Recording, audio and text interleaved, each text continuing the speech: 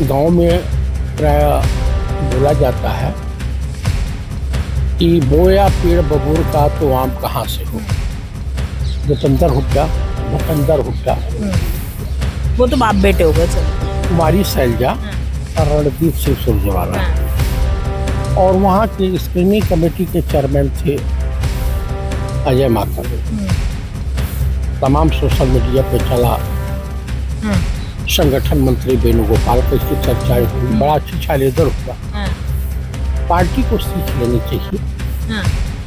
अगर आप सर्वे कराते हैं तो जनाधार वाला नेता है और हर स्टेट से मठाधीशी तो संगठन कमजोर है कांग्रेस का। कमजोर था हरियाणा में, संगठन नाम का कोई चीज नहीं था और उसके लिए वहाँ के इंचार्ज जो थे वो भी गुनहगार हैं, दीपक बावरिया। लेकिन कहावत है ना, सैया भयो कोतवाल तो अब डर कहाँ है का।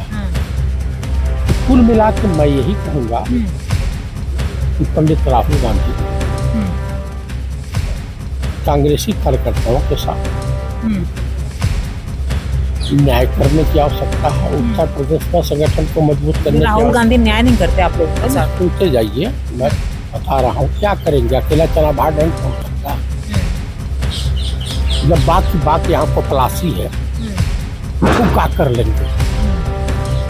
महाराष्ट्र और झारखंड के बाद संभवतः देश मध्यावधि चुनाव के लिए तैयार है।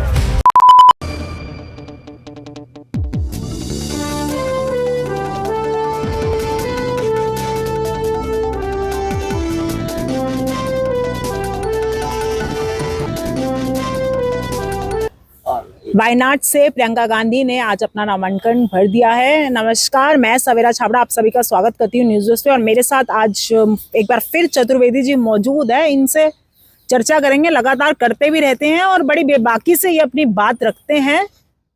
आरोप प्रत्यारोप पे ये हमेशा माहिर हैं बात कहने के लिए। वायनाड से प्रियंका गांधी ने चुनाव भर दिया, नामांकन कर दिया है।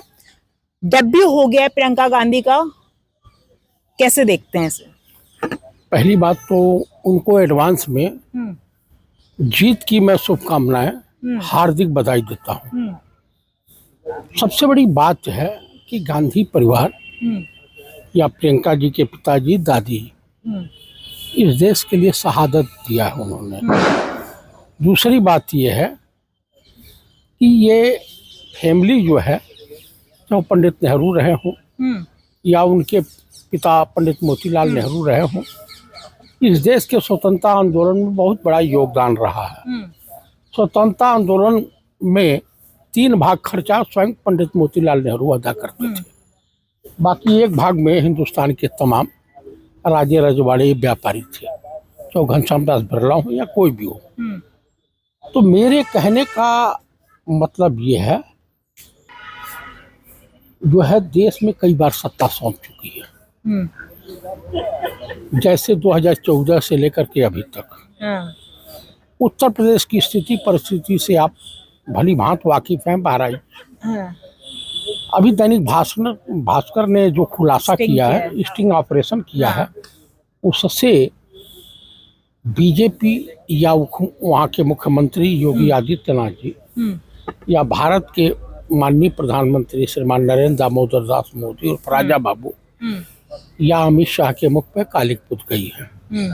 मोहन भागवत को बांग्लादेश का हिंदू दिखाई देता है, उनको बंगाल का बलात्कार दिखाई देता है, लेकिन हाथरस का बलात्कार, बीएचयू का बलात्कार या बहराइच दंगा या कमलेश तिवारी की हत्या या तमाम इनके भाजपाई नेताओं द्वारा, विधायकों द्वारा महिलाओं के साथ बलात्कार, कुलदीप सिंह सेंगर, चिन्मयानंद जिन्हीं की पार्टी में अटल जी की सरकार में गृह राज्य मंत्री थे, वो नहीं दिखाई देता है। अभी गिरिराज सिंह जो है बिहार में कोई धार्मिक यात्रा निकाल रहे हैं। मैं देश के करोड़ों हिंदुओं से अनुरोध करता हूँ, कृपया आप लोग ध्यान दें, क्या गिरिराज सिंह का बेटा बेटी या बिहार बीजेपी के विधायकों और एमपीओं के बेटी बेटा उस आंदोलन के हिस्सा बन रहे हैं या नहीं। नहीं बन रहे हैं तो क्या बिहार की जनता को ये धर्म के नाम पर बेवकूफ़ बना रहे हैं, मूर्ख बना रहे हैं, बकलोल बना रहे हैं।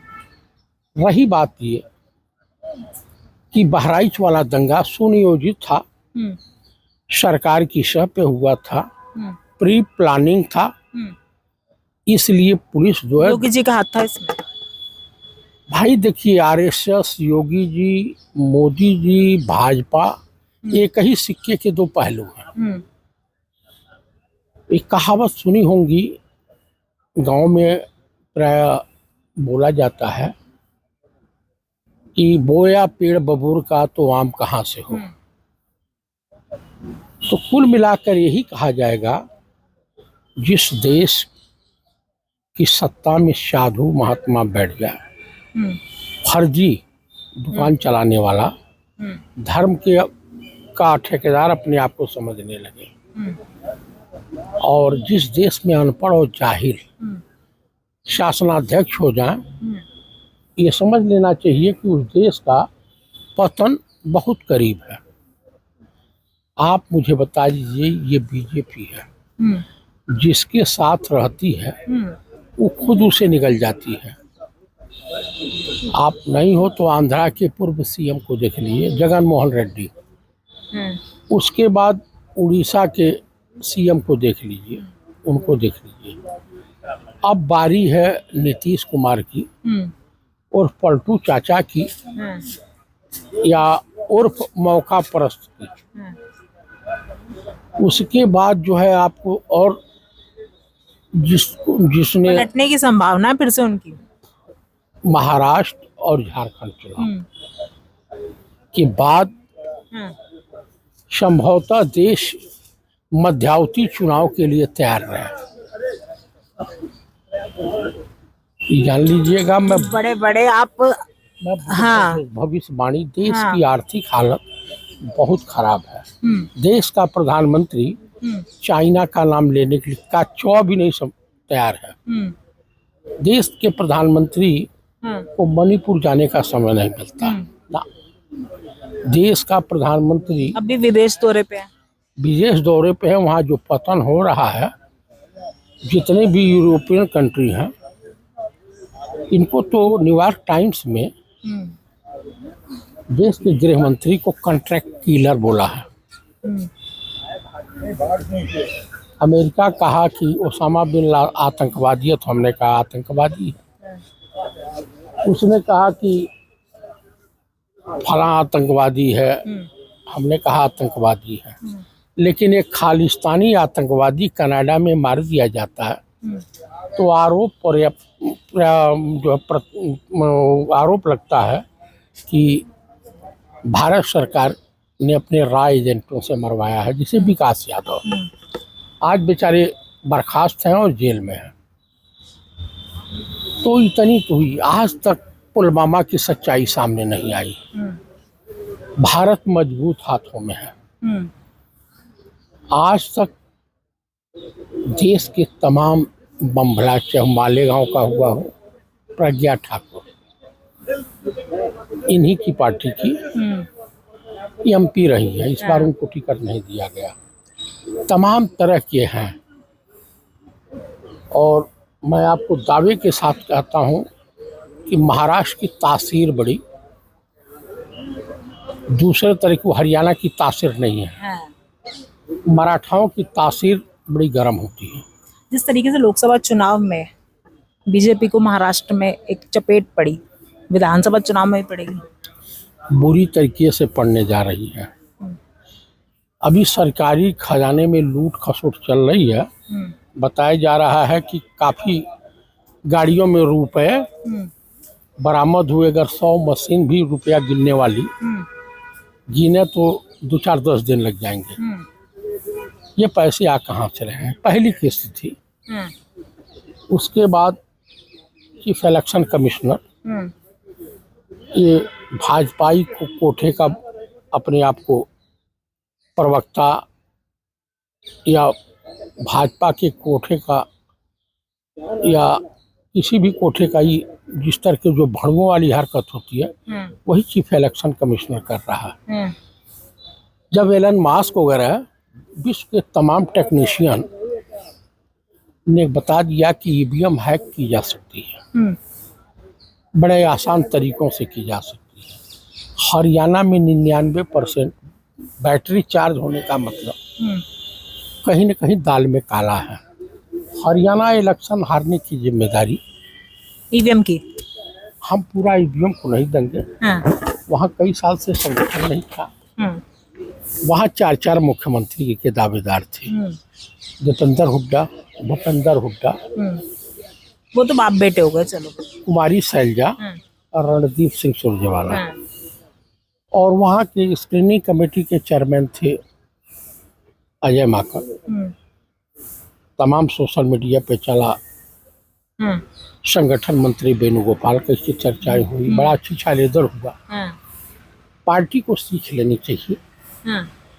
अगर आप सर्वे कराते हैं, जो जनाधार वाला नेता है और हर स्टेट से मठाधीशी तो संगठन कमजोर है कांग्रेस का, कमजोर था। हरियाणा में संगठन नाम का कोई चीज नहीं था। और उसके लिए वहाँ के इंचार्ज जो थे वो भी गुनाहगार हैं, दीपक बावरिया। सेम दिल्ली में है, संगठन है नहीं।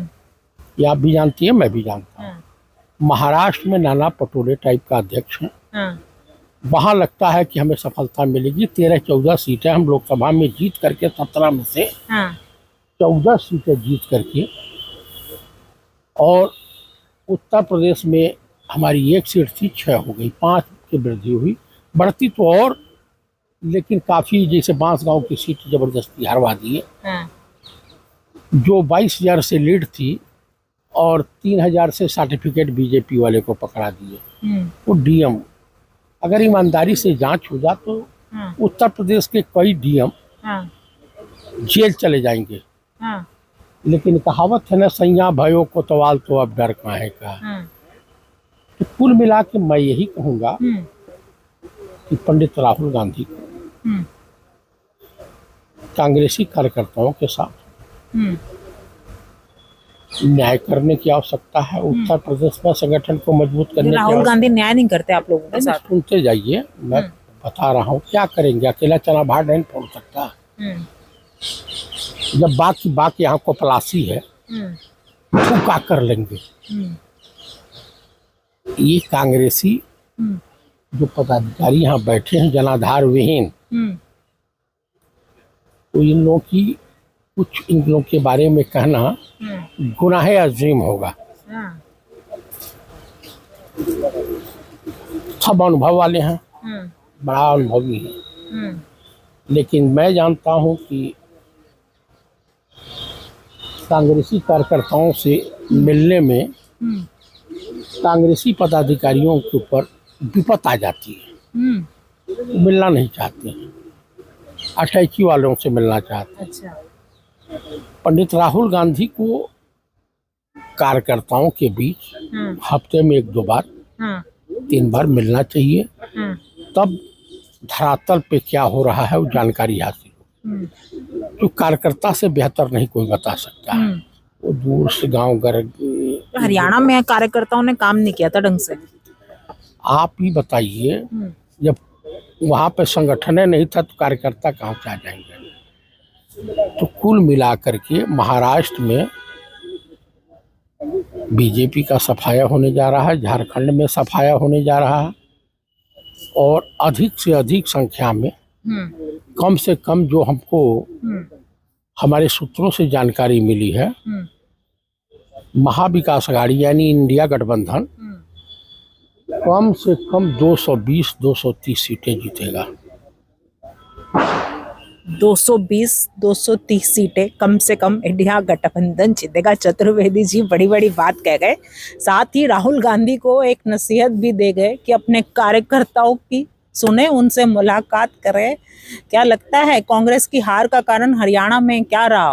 क्या ईवीएम या अपने उनके कार्यकर्ता या उनका संगठन? हमें कमेंट करके बताइएगा। फिलहाल इस वीडियो में इतना ही। जय हिंद, जय भारत।